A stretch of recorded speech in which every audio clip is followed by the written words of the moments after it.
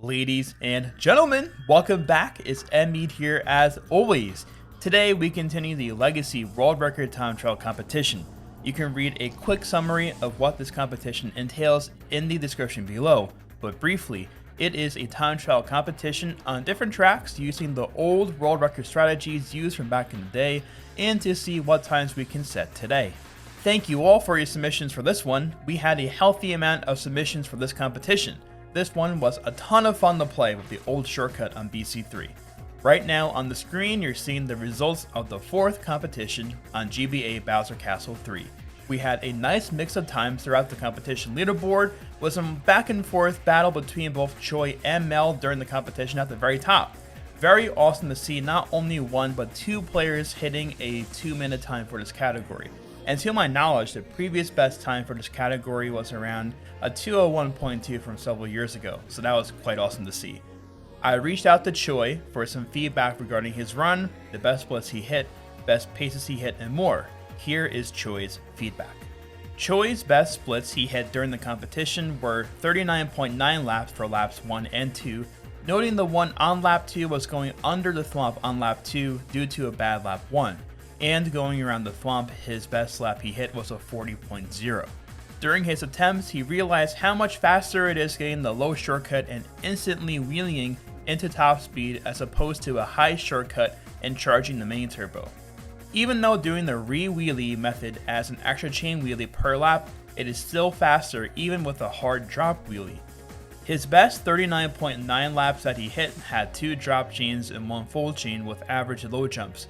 So if everything goes perfect, Choi believes a 39.5 lap is the least possible. Choi believes a sub 2-minute barrier is possible but very difficult, having to go around the thwomp on both laps 2 and 3 at this pace. A combination of a 39.7, 40.0, and 40.0 seems feasible from Choi's eyes to have a sub happen at least. Choi actually gave a great in-depth explanation of the dynamics of the shortcut, which I'll share with you all as well. The quote-unquote low shortcut works the same way with the old shortcut as it does with the new shortcut. If you shim closer to the ramp, you are likely to get low air. If you shim far away from the ramp, you get higher air, along with some mix of inputs and how much you nosedive as well. So in the end, it's kind of a catch-22, where shimming earlier equals a faster shortcut, but in doing so you're further away from the yellow ramp, so you usually get a high shortcut and overall may lose time. Choi explains this is partly why the low shortcut is so rare on the newer shortcut from the prior platform, because you're pretty much given the alignment on that platform, so you almost always shroom instantly.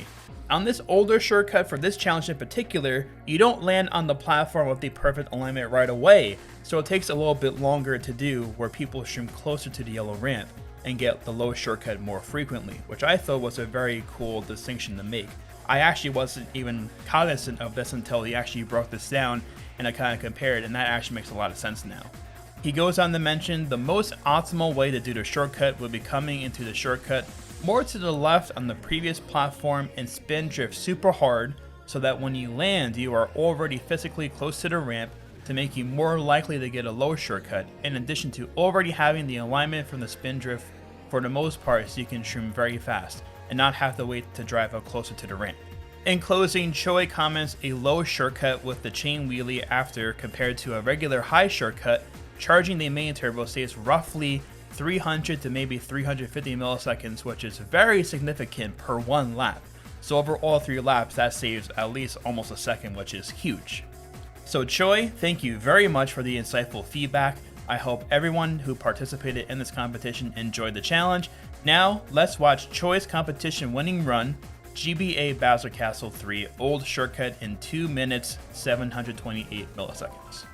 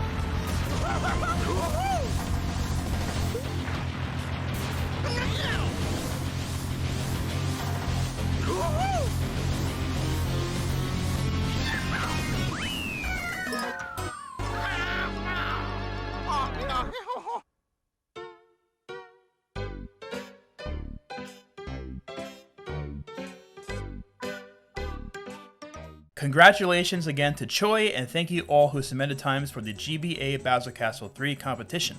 The next Legacy World Record for this series will be American player Flames 122629 on GBA Shy Guy Beach, set on July 27, 2009, over 10 years ago now. This is the fastest world record that was set before French player Mick set the first world record with the spear on GBA Shy Guy Beach, and the fastest world record before the Magic Cruiser briefly reclaimed dominance over the spear, using the low trick on the ending pink ramp before the spear eventually took over this track as the fastest combo at the end of 2010 and onwards to present day. This track has such a rich history, especially from one of the most iconic and memorable world record battles between Flame and Japanese player Tyrera, from the beginning of 2009 until Flame's last world record here being his 1:22.629. Personally, this is a very enjoyable time trial that is different than the conventional Funky Kong Flame Runner or Daisy Mach-Bike combos that are used for most records in this game. Let's watch Flames run to see the strategies you can expect to use in your attempts.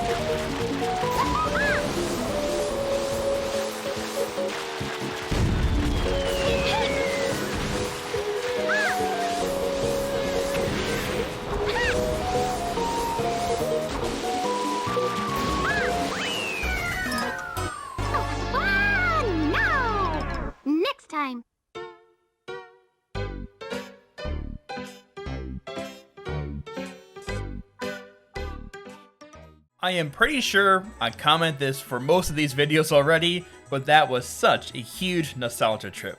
I remember vividly the battle between Flame and Tyrera that seemed never ending after a point. And this record in particular will most definitely make an appearance in the most iconic World Records series in the future. If you guys haven't watched that series before, the playlist is in the description below. It's definitely worth checking out. I'm pumped to have this category as the 5th iteration for the Legacy Time Trial competition. Here are the 2 rules for this competition. 1. You must use the Magic Cruiser for your attempts. No other vehicle is allowed. And 2. You cannot use the pink ramp at the end under any circumstance. And that's it for the rule set. Very simple rules to follow for this one.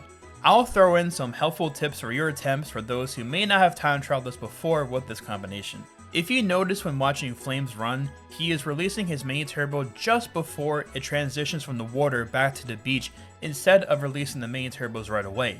This is much faster to take advantage of getting the most out of your mini turbo on the mainland as opposed to the off-road, which otherwise might also pose undesirable bounces too if you have released it sooner. For the shroom, start turning slightly in your wheelie as Flame does as you execute the shroom to get your alignment in check out of the other side of the grass.